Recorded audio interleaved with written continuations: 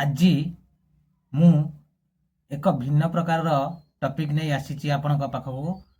आज मो टॉपिक केवल समस्त महिला मानकु जे कि मोर माँ सदृश प्रत्येक माँ मानकु मु हाथ जोड़िकी अनुरोध करुच्ची, माँ माने आपण माने जेते काम करंतु पछिका मु तो जानूची जंजालग्रस्त जीवन में आपण माने अनेक कार्य करिया पई पड़ुची, एमती कि संतानर कार्य ठारू आरंभ करिकी स्वामी कार्य एवं निजर शाशु शशुर कार्य दियर एवं ननद मानकर कार्य भी करने पई पड़ुथिबो। तेणु एतिकी मु छोट बुद्धि रे आपण मानकु कहया पई चेष्टा करूची जे आपण व्ययबहुल जीवन मध्यरे एटलिस्ट दिन को 8 घंटा शोया पाई दियंतु।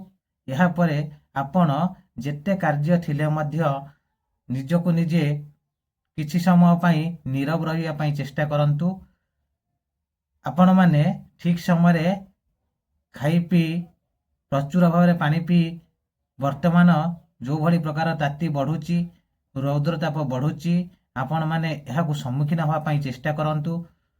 कोनोसी माँ माने जदि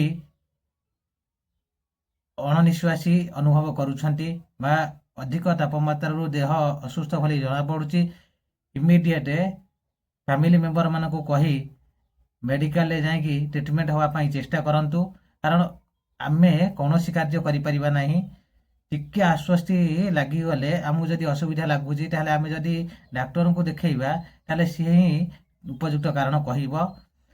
यह भी हेई पारि थाए दे तापमात्रा अधिक होउथिबारु आपण माने अधिक कार्य व्यस्त रहुथिबारु आपणकर जड़ीय अंश कमी जाउथिबो, आपणक शरीर अवश हेई पड़ुथिबो एवं आपण जेते पानी पीले मध्य आपणकर जड़ीय अंश झाड़ गुड़िक बाहरिकी कमी जाउथिबो।